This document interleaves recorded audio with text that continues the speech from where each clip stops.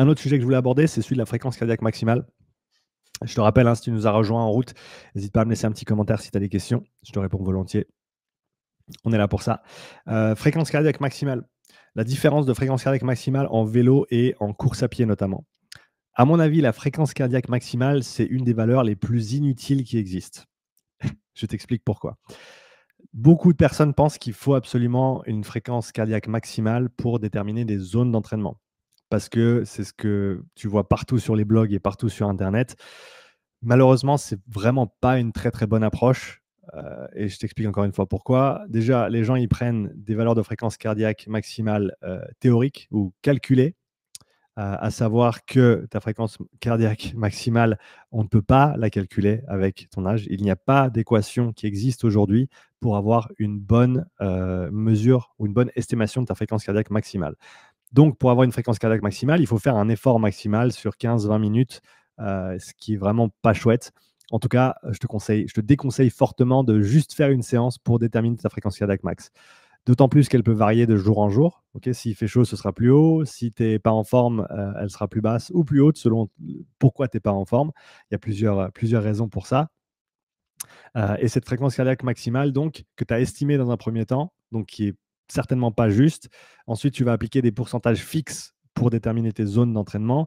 Et à mon avis, ça, c'est la plus grande erreur qu'on puisse faire. En tout cas, aujourd'hui, avec ce qu'on sait, c'est clairement pas la meilleure manière d'arriver à ces zones d'entraînement. Je pense que c'est la pire des manières d'arriver à ces zones d'entraînement et que si on devait avoir, un petit jeu surcoté, sous-coté, la fréquence cardiaque maximale est absolument surcotée. Moi, je l'utilise d'une manière que j'ai pas vu d'autres personnes, ou en tout cas, j'ai pas vu beaucoup de monde en parler de cette manière-là. Et je suis arrivé à cette conclusion ou à ce fait via tous les profilages physiologiques que j'ai faits. Je dois avoir fait bientôt 500 profilages, je pense, entre des coureurs, des cyclistes, des crossfitters, des avironneurs. Enfin, j'ai vraiment testé un panel extrêmement large de sportifs. Et là où je suis arrivé avec cette mesure de FC max, là où c'est intéressant à mon avis de l'utiliser, contrairement à ce que tout le monde fait, qui est je prends ma FC max et après je calcule mes zones par rapport à ça, à mon avis c'est la pire des idées. Ce que je trouve intéressant avec la FC max, c'est qu'avec le statut d'entraînement qui augmente, la FC max va également augmenter. Et pour ça, je peux essayer de te sortir une donnée que j'ai, ou un exemple, un cas d'étude que j'ai. Il faut juste que je retrouve ça dans mes suivis d'entraînement ici. Progress tracking, on y arrive. Alex Toumi, salut à toi si tu nous regardes, Alex. J'espère que tu vas bien. Ça fait un petit moment qu'on s'est pas parlé, mais on se verra très certainement au French. Alors, on va mettre ça en plein écran et on va partager ici. Pour ceux qui ont des questions, j'arrive, hein, je vais y répondre juste après. Donc, comme tu peux le voir à l'écran ici, les courbes de lactate à Alex, et en jaune et en vert, sa fréquence cardiaque, à savoir que ça, c'était un retest qu'on a fait à 1 an d'intervalle.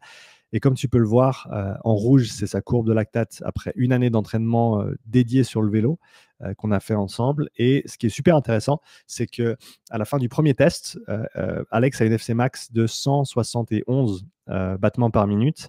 Et un an plus tard, il a une FC max à 188 battements par minute. Comment est-ce qu'on explique le fait qu'il ait augmenté sa FC max de 17 battements?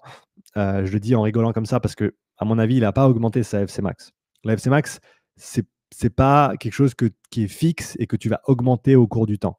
La FC max, c'est quelque chose qui va se manifester selon ton état d'entraînement. Ce que je veux dire par là, c'est que on a, sur une année d'entraînement sur le vélo, vraiment amélioré l'endurance d'Alex, notamment au niveau de ses jambes.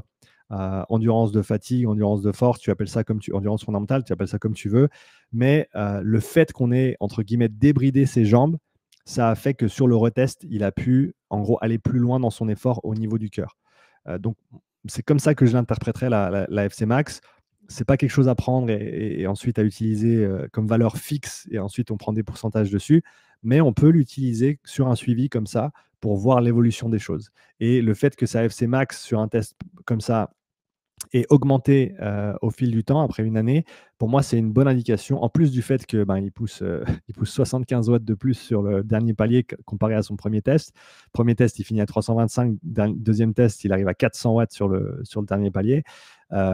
c'est une indication de progrès. Donc moi, c'est comme ça que j'utiliserais la FC Max, contrairement à, encore une fois, contrairement à beaucoup qui vont se focaliser sur cette FC Max, soit théorique, soit mesurée, et ensuite prendre des pourcentages. Je te déconseille d'opérer de la sorte parce que c'est pas, ça va simplement pas être juste. Et même si c'est juste pour toi en vélo, ce sera pas juste en course à pied et vice-versa. C'est vraiment pas une approche que je recommande. Donc la FC Max à regarder sur un test maximal euh, périodiquement pour voir si ça augmente, si ça va vers le haut, ce qui serait une indication de développement au niveau notamment métabolique, au niveau périphérique, parce que le fait que tu aies débridé tes jambes via l'entraînement te permet d'atteindre une FC max plus élevée durant cet effort. J'espère que j'étais clair là-dessus.